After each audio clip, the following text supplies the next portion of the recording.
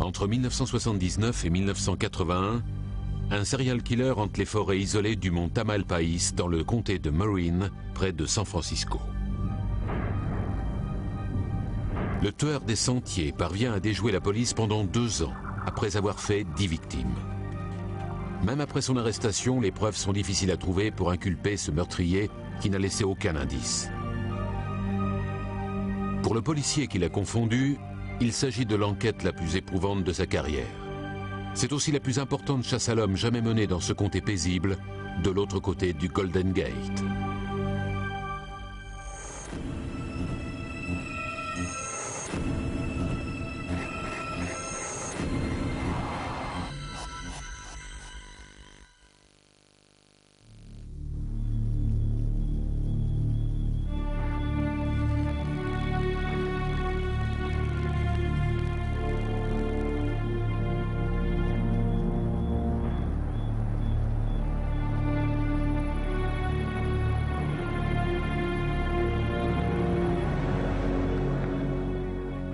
Je n'aurais jamais trouvé l'endroit tout seul. Je ne connaissais pas du tout ce coin, je n'y étais jamais allé et je n'avais pas de carte de la région. Alors j'ai préféré demander que le garde du parc me rejoigne sur le parking. C'est par ici. Quelqu'un d'autre est arrivé ? La situation était assez embarrassante. J'allais diriger l'enquête sur cet homicide et je ne connaissais même pas le terrain. Je me sentais un peu comme le petit nouveau, mais je tenais quand même à avoir l'air d'un pro. J'étais en costume cravate et en chaussures de cuir, et j'ai eu l'impression de marcher pendant des heures. Il faisait nuit noire. Je me suis dit, qui a bien pu venir se faire tuer ici? Et surtout, qui a pu venir commettre un meurtre ici? C'est une vraie jungle. Il fallait quitter le sentier et monter à travers les broussailles. Ouais, il y a des broussailles partout. Et soudain, on a vu ce corps de femme, si saisissant à cause de la lumière venant des torches et des lanternes des policiers. Alors, on avait juste un corps avec des chaussettes.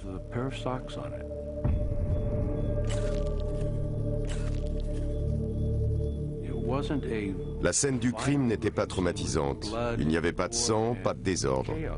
À 5 mètres du corps, on ne pouvait même pas deviner qu'elle avait un impact de balle dans la nuque. On aurait dit qu'elle dormait.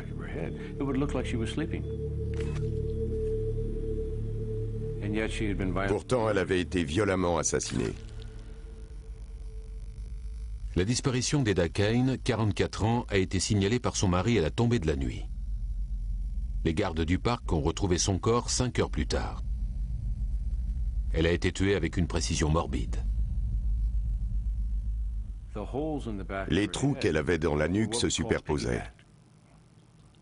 Il y avait un seul impact, mais 2 balles d'une arme de calibre 44.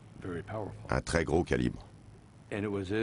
On aurait dit que les 2 tirs avaient été enchaînés, boum boum. Les 2 impacts ne faisaient pratiquement qu'un. Il s'agit du premier homicide commis dans le mont Tamalpais.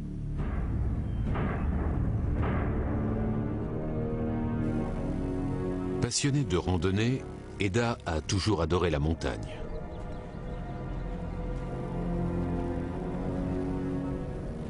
En ce dimanche d'août, elle marchait vers East Peak, le plus haut sommet du mont Tamalpais. Elle est morte avant d'y arriver. C'est la première victime du tueur des sentiers.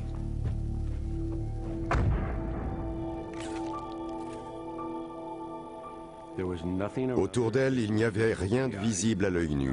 Ni campement, ni vêtements, ni sac à dos. Rien. J'avais le sentiment que cette femme avait été transportée là et j'avais peur qu'elle ait été sexuellement agressée. L'auteur du crime l'avait allongée par terre, face contre terre, et l'avait abattue d'une balle dans la nuque. Il y avait là un sentiment de dégradation et d'humiliation pour la victime.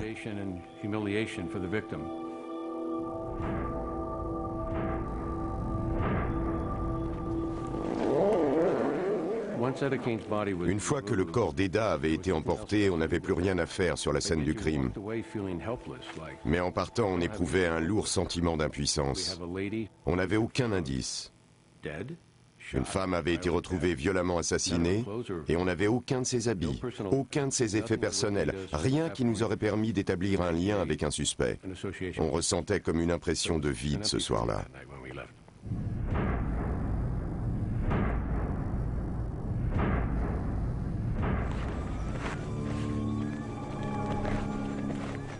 On devine une sorte de rituel effrayant sur le lieu du crime.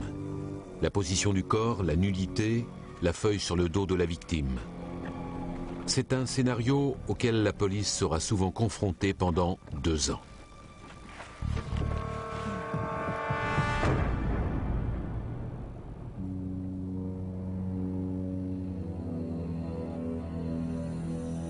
L'homme, qu'on surnommera le tueur des sentiers, vit de l'autre côté du pont du Golden Gate, à 15 km de la zone sauvage du mont Tamalpais, dans la ville de San Francisco.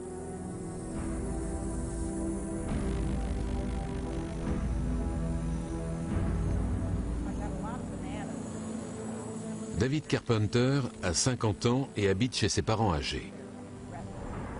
Il souffre d'un bégaiement chronique qui le complexe depuis son enfance. Il traîne aussi un passé trouble.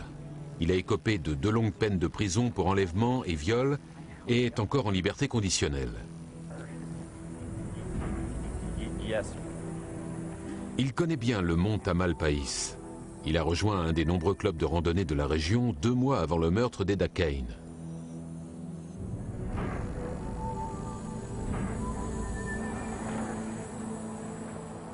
Du balcon de son bureau, Keaton aperçoit la montagne au loin.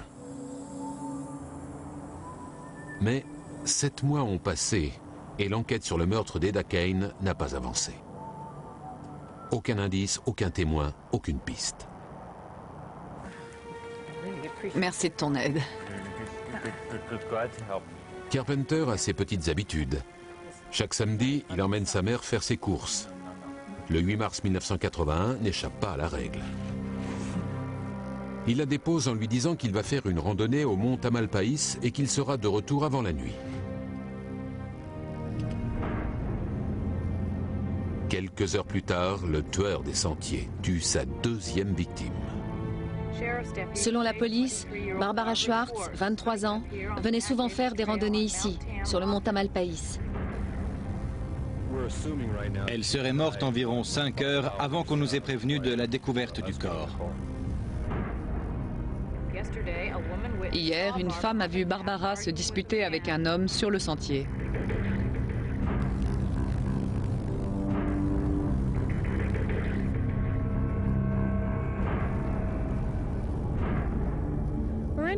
Les policiers du comté de Marin ont passé la journée sur le mont Tamalpais à enquêter sur le meurtre. Ils peuvent désormais s'appuyer sur 2 éléments importants, un témoin et un portrait robot du tueur. L'homme recherché est blanc, avec les cheveux bruns et raides, âgé de 20 à 30 ans. Il portait une chemise écossaise. Il a tué Barbara Schwartz, une femme de 23 ans, qui vivait à Mill Valley depuis 1 an et demi et travaillait dans une boulangerie de San Rafael. Après ce 2e meurtre, la police se voit dans l'obligation de montrer des résultats. Elle publie alors ce portrait robot. Mais Keaton n'est pas convaincu. Le portrait a donné une direction à l'enquête à ce moment-là parce qu'on n'avait rien d'autre de concret. On avait donc ce témoin, bon ou mauvais, une femme qui nous disait avoir vu quelqu'un. On ne savait même pas si ce quelqu'un avait un rapport avec le meurtre. Déjà là, on était allé un peu vite. Ce témoin n'avait pas vu l'homme en question agresser Barbara Schwartz. Un homme présent dans les parages, c'est toujours une bonne piste pour les enquêteurs. Mais ça n'est qu'une piste. La hiérarchie a voulu publier le portrait robot car c'était le seul élément qu'elle avait. Les indices semblent accuser un jeune homme qui parvient à ses fins non pas en agressant sexuellement ses victimes, mais en prenant du plaisir à les traumatiser sur les scènes de crime.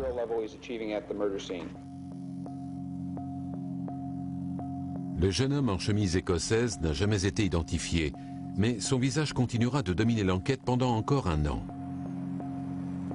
Il faudra 5 autres victimes avant que la police ne réalise qu'elle faisait fausse route.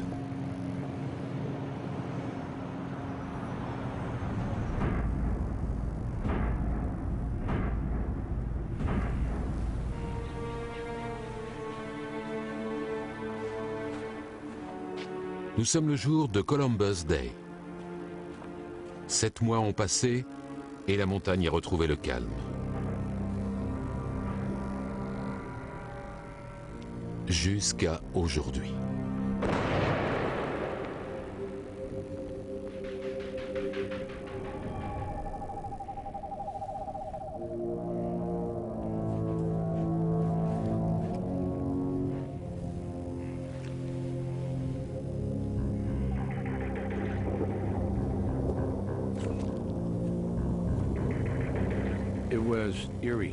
J'en avais des frissons, vraiment. Ça me rappelait le meurtre d'Eda Kane.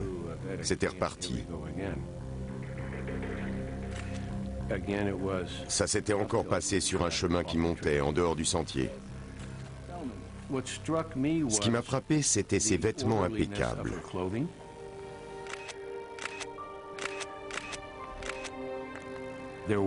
Et il n'y avait aucune trace de pied au sol. Pas de marque de talon, ni de signe de lutte. Elle a une boucle d'oreille à droite? Je vais vérifier. Oui, un petit anneau en or. Alors il nous en manque une. Sur la scène de crime, j'avais la chair de poule. On avait affaire à quelqu'un qui se croyait en mission. Combien de victimes allait-il tuer avant qu'on l'attrape? Anne Alderson est une étudiante de 26 ans, venue passer ce long week-end chez ses parents. Elle a reçu une balle sur le côté de la tête. Il lui manque une boucle d'oreille et elle a été violée. Je ne pourrai jamais le prouver, mais je crois savoir ce qui s'est passé sur cette scène de crime. Les indices indiquaient qu'Anne Alderson avait été violée alors qu'elle portait encore ses habits. Je pense qu'elle devait être assise sur les genoux du suspect. Et c'est dans cette position, peut-être même en même temps qu'il la violait, que le tueur a dû lui tirer une balle dans la tête. Leur visage se touchait presque.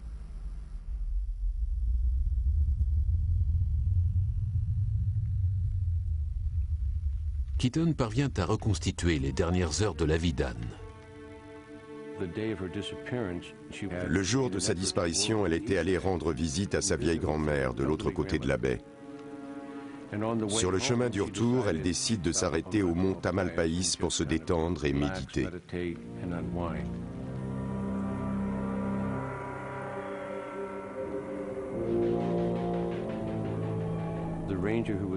Alors qu'il faisait sa ronde tout en haut de l'amphithéâtre, le garde de service ce soir-là avait bien remarqué cette jeune fille assise toute seule. Mais elle était si concentrée dans sa méditation qu'il n'avait pas voulu la déranger ni l'interrompre.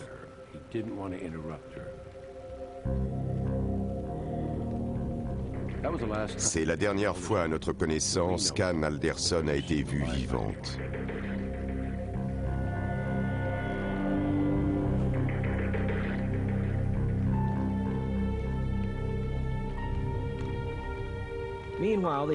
Les Anderson ont passé la journée dans leur maison de Terra Linda.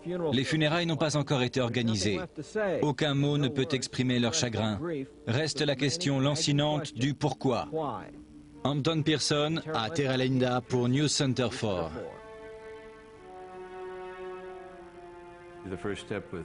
Quand on commence une enquête, on cherche d'abord à savoir qui est la victime. Alors, avant même les funérailles, on était dans sa chambre à observer ses effets personnels, à examiner le moindre objet. Mais on cherchait aussi des traces d'un proche qui pourrait être suspect, car la victime ne s'était pas débattue. Dans ces moments-là, on est un peu perturbé, un peu ému. On se dit, quel gâchis, pourquoi elle? Dans sa chambre, il y avait des souvenirs d'école, des photos de sa famille, de ses amis, des gens qui comptaient pour elle, comme son frère. Ces détails rapprochent forcément un enquêteur de la victime. Puisque les victimes ne peuvent plus parler, nous le faisons à leur place.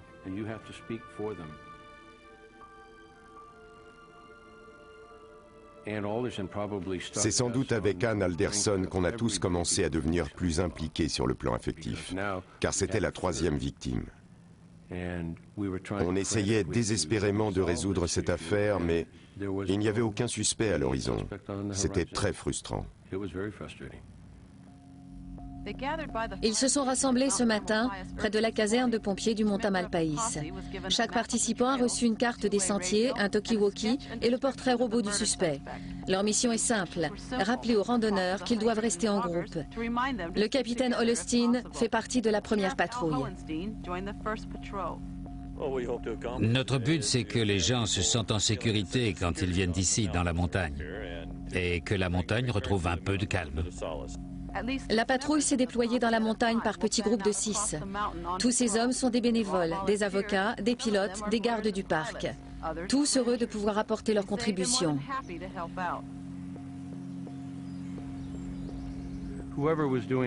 L'auteur de ces meurtres devait très bien connaître la région. Il a réussi à tirer des coups de feu dans un parc bondé de monde, lors d'un long week-end sans être vu. Il avait donc dû anticiper et parcourir le parc pour repérer les lieux, comme un oiseau de proie.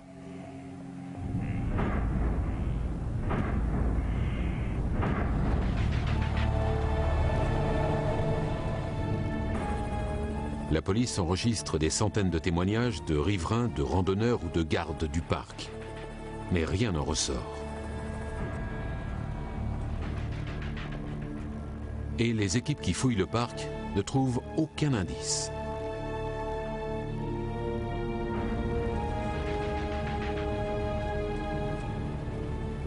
Alors que la police se focalise sur le mont Tamalpais, Carpenter jette son dévolu sur un autre parc national, Point Reyes, à environ 30 km sur la côte pacifique. Il s'agira du chapitre le plus horrible de l'histoire du tueur des sentiers. Le 29 novembre, des randonneurs ont découvert les 2 premières des 4 victimes retrouvées dans une zone isolée de Point Reyes. Un groupe parti à la recherche de 2 jeunes filles a découvert par hasard le corps d'un jeune couple enterré à la va-vite. Je commençais les recherches comme on me l'avait demandé et au bout d'à peine 15 minutes, le long d'une corniche assez dégagée, j'ai remarqué un bout de chaussure qui dépassait des fougères. Je me suis rapproché et j'ai découvert 2 corps.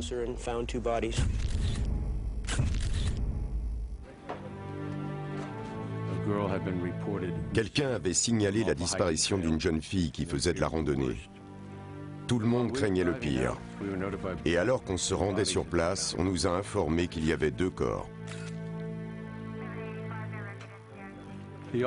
Et le pire, c'est qu'à notre arrivée au parc, il n'y avait non pas 2, mais 4 corps. 3 femmes et un homme, tous assassinés dans le même parc.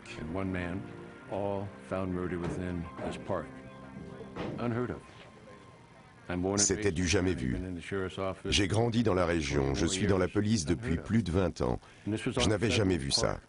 On avait 4 meurtres sur les terres d'un seul parc régional. Les 2 jeunes femmes ont été assassinées le même jour. Toutes les 2 ont été tuées par balle. L'une d'elles a été violée et une feuille a été placée sur son dos. Le jeune couple a été retrouvé à peine 200 mètres plus loin. Leur mort remonte à 6 semaines et les corps sont en état de décomposition avancée. Élargissez le périmètre de 3 mètres. Ajoutez du ruban par ici. On ne savait pas si les meurtres étaient liés, s'il s'agissait d'un homicide-suicide pour le couple et d'une agression sexuelle pour les 2 filles. Soyez prudents. On n'avait aucune idée de ce qui s'était passé. Il faisait froid et il pleuvait. Il fallait qu'on transporte les corps dans un lieu où on pouvait les examiner pour savoir s'il y avait un dénominateur commun.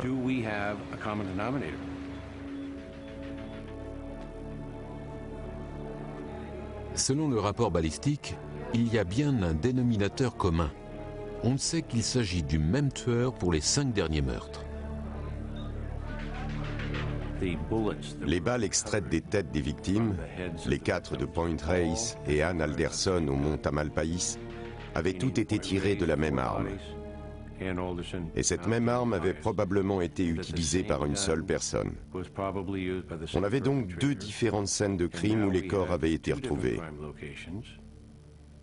On avait une distance géographique entre les deux, mais aussi une distance temporelle de 6 semaines. Les 2 jeunes filles étaient portées disparues depuis 6 semaines. À partir de ce moment-là, l'enquête s'élargissait à une zone beaucoup plus vaste. Mais en même temps, elle se focalisait sur une seule arme, et sans doute sur un seul coupable.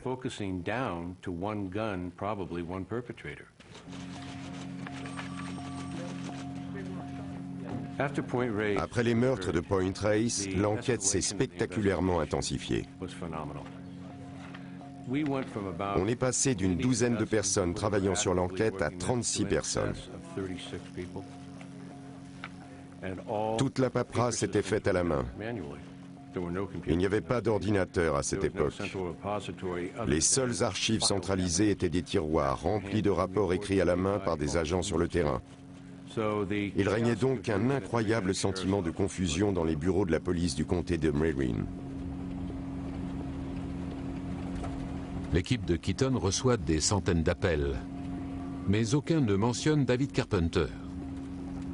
Aucun témoignage ne parle de lui.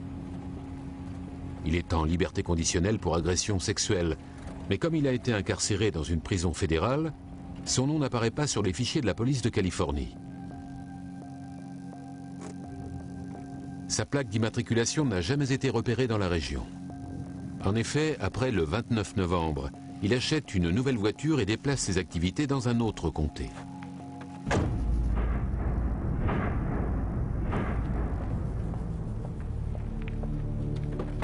Mais en mars 1981, Keaton et son collègue Chuck Prendy détiennent leur première piste sérieuse. Le tueur a encore frappé à 150 km de là, à Santa Cruz. Le 29 mars, parc régional Henry Cole à Santa Cruz. Helen Marie Hanson, 20 ans, a été tuée par balle sur un sentier de randonnée. Son petit ami a survécu à l'agression. C'était Lucy Ablin pour Live on 4.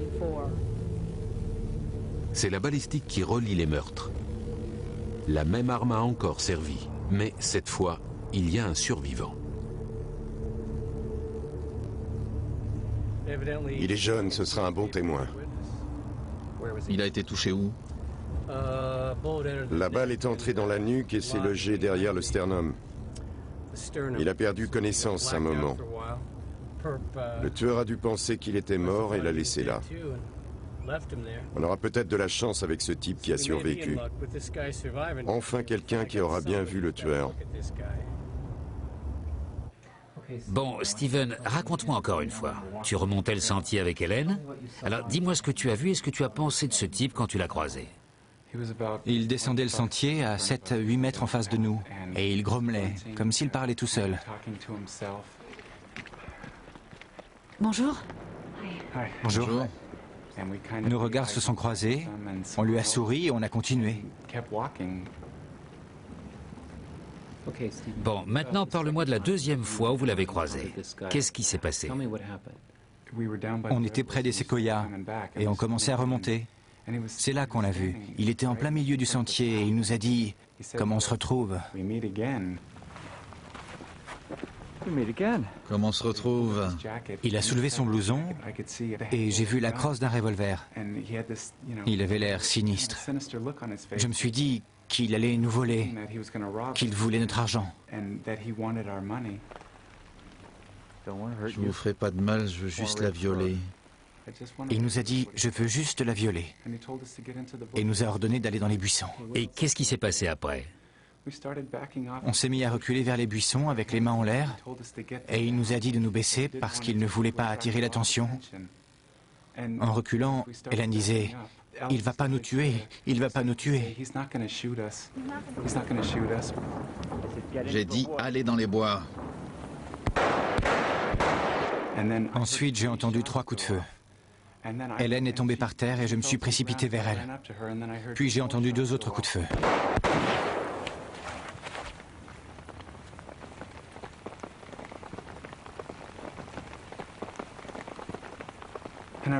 Je me souviens d'être resté allongé un moment. Et quand je suis revenu à moi, Hélène était à côté. J'ai tout de suite vu qu'elle avait reçu une balle dans la nuque. Hélène ? Il y avait du sang partout et j'ai compris qu'elle était morte. Hélène ? Le parc de Santa Cruz est plus petit et plus fréquenté que celui du mont Tamalpais. Carpenter est repéré par des témoins alors qu'il s'enfuit en voiture. Pour la première fois, il laisse une trace. Dis-moi exactement à quoi il ressemblait. Donne-moi tous les détails dont tu te souviens. Il était grand, dans les 1,80 m. Stephen Hurtle était sans doute le témoin le plus précis que j'ai rencontré dans toute ma carrière. Il décrivait cet homme avec tant de détails, c'était comme s'il visionnait un film dans son cerveau, avec des images qu'il avait vues et qu'il avait enregistrées à jamais. Il devait avoir la cinquantaine. Il avait des lunettes et un blouson bleu, une sorte de coupe-vent. La description précise de Stephen Hurtle d'un homme dégarni dans les 50 ans semble bien loin de l'homme en chemise écossaise. Comme Keaton le craignait, la police a poursuivi un mauvais suspect pendant plus d'1 an. Au début, j'étais vraiment furieux. Ça m'enrageait de penser qu'on avait perdu tant de temps sur un mauvais portrait robot. On avait perdu du temps et de l'énergie, mais on ne pouvait pas se permettre de ruminer tout ça, d'être satisfait ou en colère, ou de jeter des pierres. Il fallait aller de l'avant, se demander qui était ce type et réfléchir à la façon dont on allait l'arrêter avant qu'il fasse d'autres victimes.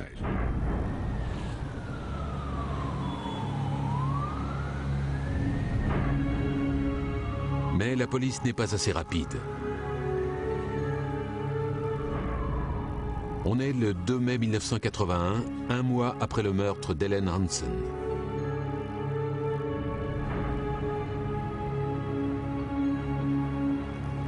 Heather Skaggs, une collègue et amie de Carpenter, veut s'acheter une voiture d'occasion. Carpenter lui propose de la conduire chez un ami concessionnaire près de Santa Cruz. Pour la première fois, il prend pour cible une de ses connaissances. Bonjour, Monsieur Carpenter. Bonjour. Comment ça va? Bien, et vous? Super, merci. Je suis contente pour la nouvelle voiture. Votre nouvelle voiture d'occasion, hein? Ça fait longtemps que j'économise. C'est bien. Merci encore. C'est vraiment gentil d'avoir tout organisé. Ah, ça me fait plaisir. Et après, on pourra aller voir les fougères. C'est vrai? Ouais. Ça serait super. Je collectionne les fougères et les mousses. Ah oui? Je connais un endroit près de Santa Cruz. Ce serait formidable. Je ne suis jamais allée à Santa Cruz. Ben, c'est très très beau. J'ai grandi près de San José.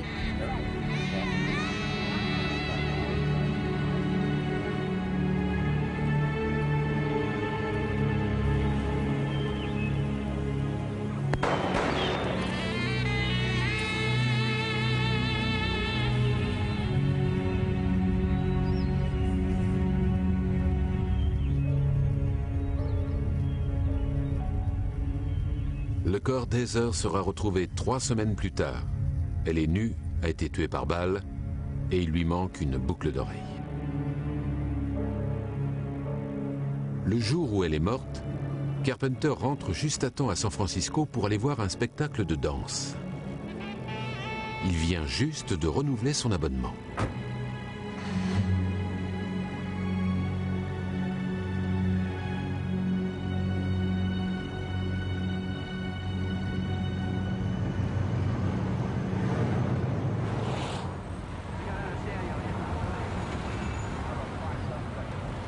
C'est le petit ami d'Heather qui signale sa disparition. Il dit au policier de San José que ce jour-là, elle est partie avec son collègue David Carpenter pour acheter une voiture d'occasion. Les inspecteurs Watt Robinson et Ken Womack suivent l'affaire. Quand on a récupéré le dossier de cette portée disparue, il était déjà passé de bureau en bureau. C'était un cas banal. Qu'un adulte disparaisse pendant 24 heures, ça n'a rien d'extraordinaire. On était dans une situation assez délicate. On n'avait pas de corps et aucune preuve qu'elle avait été tuée. On avait juste cette jeune femme disparue qu'il fallait absolument retrouver. Et puis, en fin de compte, avec Ken, on s'est retrouvé embarqué dans une véritable tempête. Il s'agissait maintenant de traquer un serial killer qui sévissait dans les comtés de Marin et de Santa Cruz. Les deux policiers décident de se rendre sur le lieu de travail de Carpenter. Une voiture rouge est garée à l'extérieur. Ken Womack fait le rapprochement avec la voiture rouge repérée par les témoins après les meurtres de Santa Cruz. À présent, ils veulent vraiment rencontrer Carpenter. Ken avait contacté Richard Wood, le contrôleur judiciaire de Carpenter. Je suis Walt Robinson, voici mon collègue. Ken Womack. David Carpenter. Le rendez-vous a eu lieu un vendredi après-midi à 13h. Merci de prendre le temps de nous rencontrer. Nous enquêtons sur une personne portée disparue. Vous connaissez Heather Skaggs? Oui. On voulait rencontrer David, mais pas dans ces conditions. Étant en liberté conditionnelle, il savait que si la police venait sur son lieu de travail, ça n'augurait rien de bon. Quand l'avez-vous vu pour la dernière fois? Vendredi après-midi, en rentrant chez moi après le travail. On savait tous que Carpenter avait donné rendez-vous à Heather, mais on voulait entendre sa version. Oui, c'est vrai que vous deviez l'aider à trouver une voiture? Oui, samedi matin. Je me suis pas réveillé, alors je l'ai pas vu ce samedi. Quand on lui a parlé de ses voitures, il nous a dit qu'il n'en avait qu'une. Non, j'ai juste un break noir, c'est tout. Il n'a pas dit qu'il avait aussi une voiture rouge. Ce qui était assez révélateur car, selon son patron, c'était bien sa voiture qui était garée devant.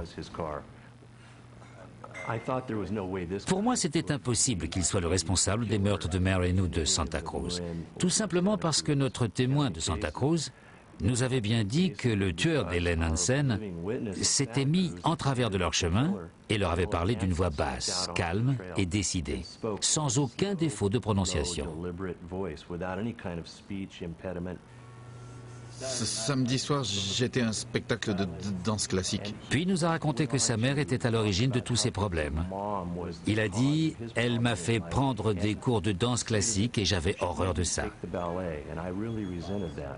C'est vrai, oui, j'en ai fait pendant 1 an quand j'avais 9 ans. Moi aussi. C'est votre mère qui vous a forcé?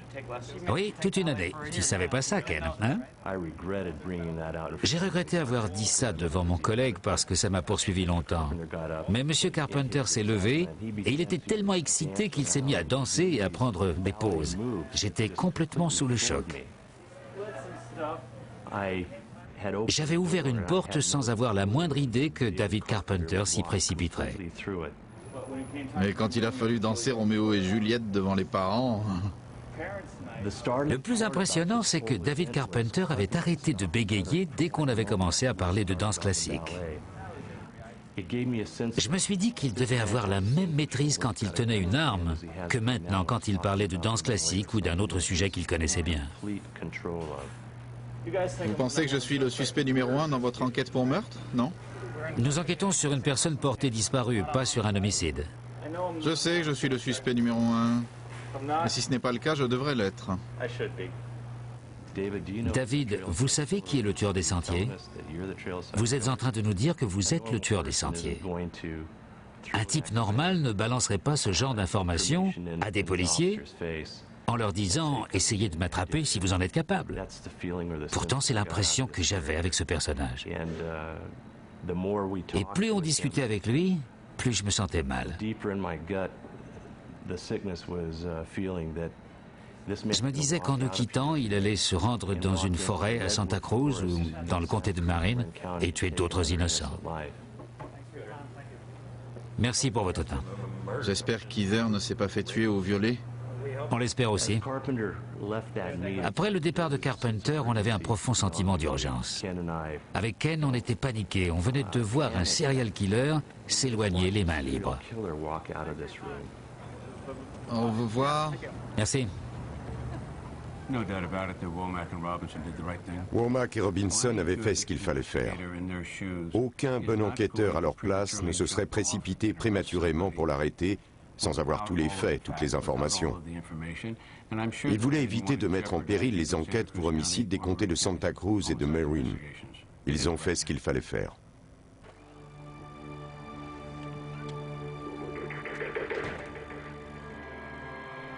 Carpenter quitte Robinson et Womack à 15 h ce vendredi. Il sait que la police ne le lâchera pas. Au même moment, Keaton reçoit un appel de Robinson. Il commence à préparer la surveillance et l'arrestation.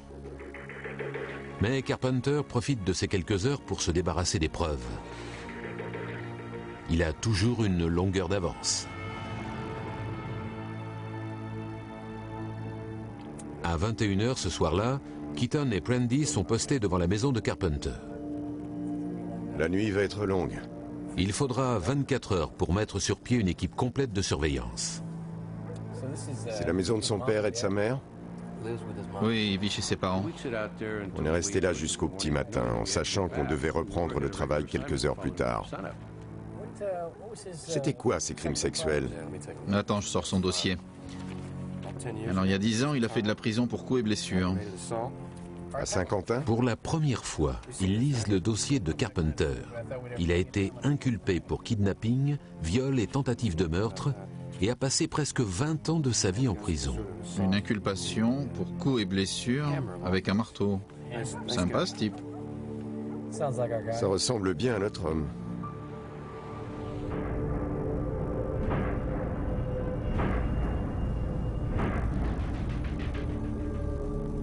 Bien que se sachant surveillé, Carpenter parvient à se débarrasser d'une pièce à conviction capitale.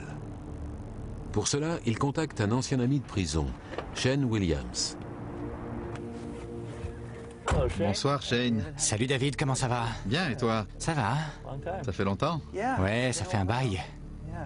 Il paraît que t'as quelque chose pour moi? Oui, quelque chose dont tu auras besoin pour ton prochain coup. Ah ouais.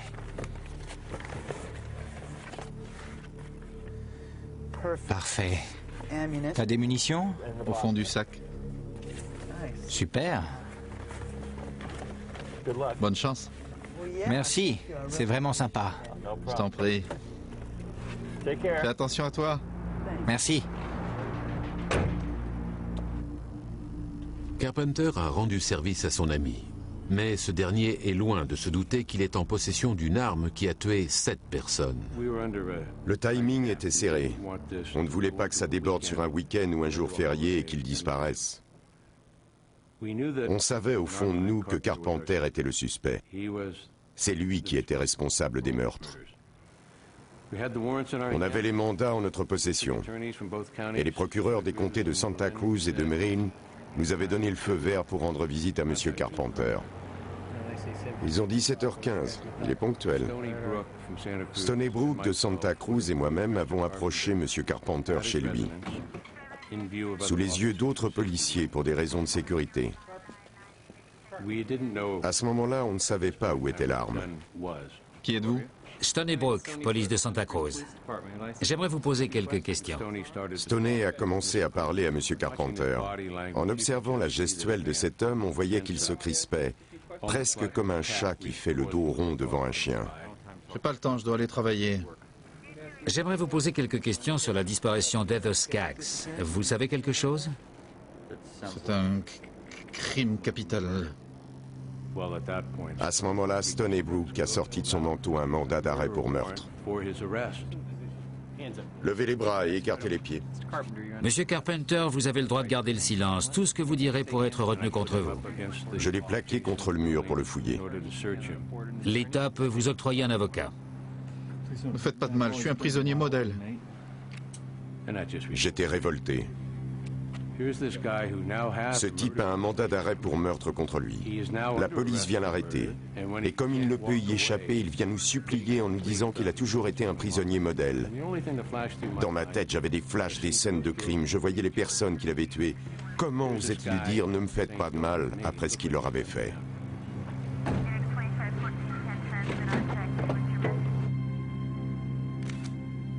Carpenter est enfin en garde à vue. Mais pour l'instant, la police n'a aucun indice concret contre lui.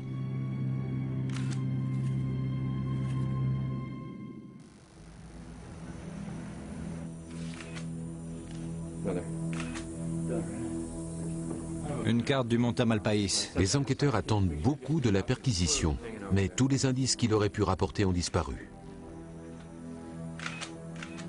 C'est bien cette zone. Ils ne trouvent rien qui justifierait une inculpation pour meurtre. Après son arrestation à San Francisco, Carpenter a été conduit à la prison du comté de Santa Cruz. Pour des raisons de sécurité, il ne sera pas transféré à l'ancien centre de détention. Nous voulons analyser les indices pour voir où ils nous mènent. Pour l'instant, nous n'avons encore inculpé personne et nous ne le ferons pas tant que l'enquête n'est pas terminée.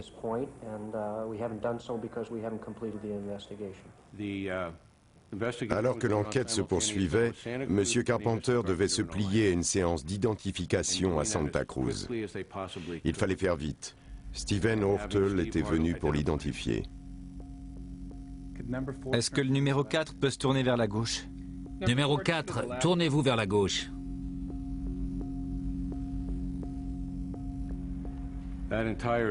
Pendant toute cette journée où Carpenter a été transporté à Santa Cruz pour la séance d'identification, on était tous sur les nerfs. Comme un père qui attend la naissance de son bébé.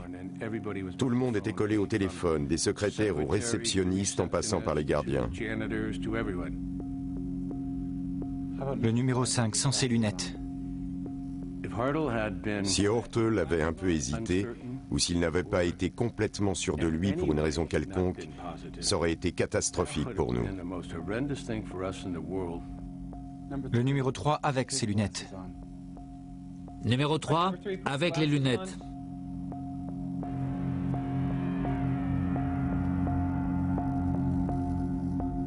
C'est lui. C'est celui-là, le numéro 3.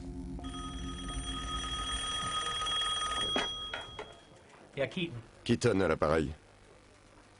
Merci. Identification formelle. Ouais! Même si on était très soulagé après l'identification de M. Ortel, il suffisait qu'un avocat de la défense fasse douter un seul des jurés.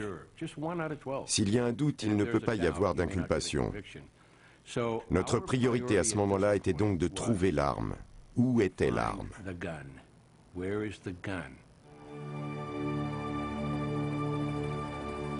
Mais la police découvre autre chose que l'arme. Il s'agit du corps en décomposition d'Heather Skaggs. Selon les autorités, Heather Skaggs a été tuée dans cette zone boisée près du parc régional de Big Basin Redwood. 2 randonneurs ont trouvé son corps nu, sans aucune trace de vêtements autour. Comme les 3 autres victimes, elle a été tuée d'une balle en pleine tête. Les enquêteurs vont procéder à des tests balistiques pour recouper les indices avec ceux des autres meurtres. L'arme utilisée était un revolver de calibre 38 qui n'a pas encore été retrouvé.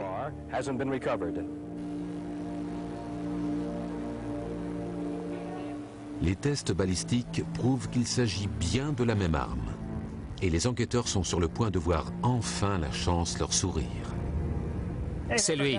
Je le vois.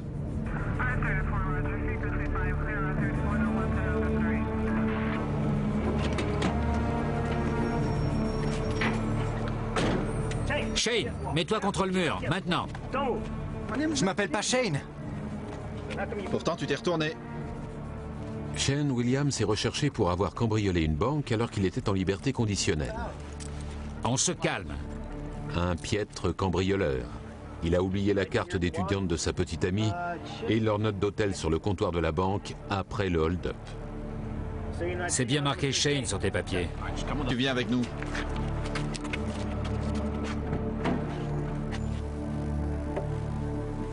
Après l'arrestation de Carpenter, William réalise que l'arme que son ami lui a donnée est sans doute liée au meurtre et qu'il s'agit peut-être même de l'arme du crime. Alors, il la cache et la met de côté pour une éventuelle négociation. J'ai quelque chose dont vous avez peut-être besoin. Si ça vous intéresse, dites-le moi, je suis là. Hein. Je suis prêt à parler. Il indique sa cachette au policier en échange d'un traitement clément pour les charges qui pèsent contre lui. Shane Williams avait dit à l'inspecteur que Carpenter lui avait donné une arme. Il l'avait enroulée dans du papier journal et cachée sous une plaque de bitume. Et en effet, l'arme était bien là, à l'endroit indiqué, enroulée dans du papier journal.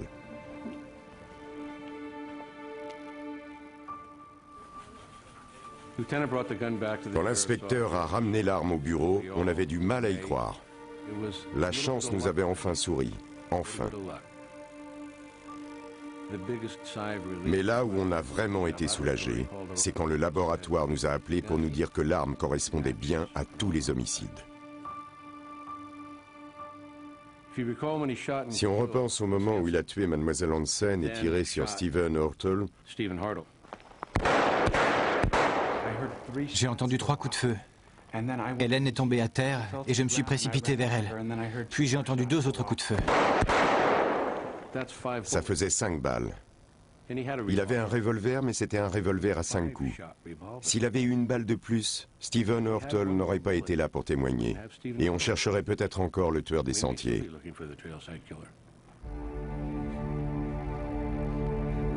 Carpenter est jugé 2 fois. D'abord pour les meurtres de Santa Cruz, puis pour les crimes du comté de Marin. Lors des 2 procès, il plaide non coupable.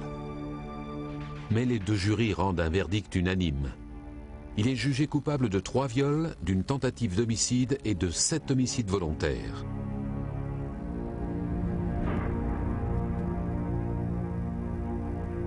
Le 19 juillet 1988, il est condamné à mort.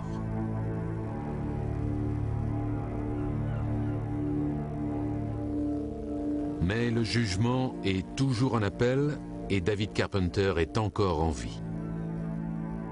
C'est maintenant le plus vieux prisonnier en attente de la peine capitale à la prison de San Quentin, à quelques kilomètres du mont Tamalpais. Aujourd'hui encore, il clame son innocence. Il est le seul à pouvoir répondre de ces dénégations. Les preuves sont accablantes. S'il avait eu la moindre décence, il aurait pu venir nous parler, nous expliquer ce qui s'était passé avec ses victimes, ou peut-être avec d'autres. Mais ce jour-là ne viendra jamais.